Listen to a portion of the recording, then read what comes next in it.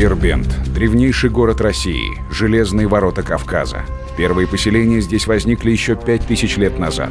В конце первого тысячелетия до нашей эры здесь, на землях кавказских албан, предков лезгинских народов, возникает город-крепость Чол. Он стал свидетелем многих нашествий – скифов, парфян, римлян, персов. Именно здесь находился патриарший престол Кавказской Албании, древнего государства, основанного предками лезгинских народов. Албанский царь Урнайр еще в IV веке принял религию единобожия – христианство.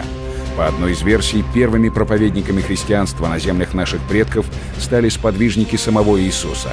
Один из 12 ближайших учеников Иисуса – апостол Варфоломей. Один из 70 последующих учеников Иисуса – Елисей. После включения Кавказской Албании в состав Персидской империи, персидский шах Хосров Анушерван в VI веке возводит на территории древнего города Чол новый грандиозный оборонительный комплекс. В его строительстве принимали участие тысячи местных жителей, предков лезгинских народов. Именно тогда за городом закрепляется персидское название Дарбанд – узел ворот. Наши предки поднимали десятки восстаний против владычества персов. В VII веке Дербент становится центром распространения новой версии единобожия – ислама. Ислам в земли наших предков принесли сподвижники самого пророка Мухаммада в правлении халифа Умара. Это случилось после поражения Персидской империи от мусульман в битве при Кадисии, когда Кавказской Албанией правил царь Джаваншир. Таким образом, предки лезгинских народов стали первыми народами Кавказа, которые приняли две версии единобожия – христианство и ислам – от сподвижников двух пророков – Иисуса и Мухаммада.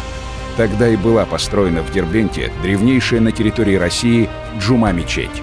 В дальнейшем Дербент, как и другие города Кавказской Албании – Ганджа, Барда, Кабала – становится крупным центром науки и образования.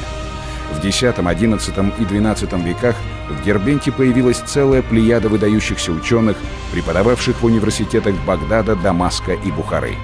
При этом многие из них – Маммус Лагзи, Муса Лагзи, Юсуф Лагзи – подчеркивали своими именами свое происхождение из Лагза, как в древности называли страну лезгин. Именно они являются наиболее вероятными авторами исторических хроник «История Дербента и Ширвана» и «Дарбанд-нама» — важнейших источников по истории Кавказа. Эти ученые работали в Багдаде с крупнейшим мыслителем исламского мира того периода — Абу Хамидом Аль-Газали. Среди великих ученых Дербента был и Маймур Дарбанди, один из воспитателей легендарного Салахуддина Аюби, победителя крестоносцев. После нашествия монголов в XIII веке звезда древнего Чола начала постепенно гаснуть, а в последующие века Дербент и земли вокруг него стали ареной борьбы различных персидских и тюркских династий. Но это уже другая история.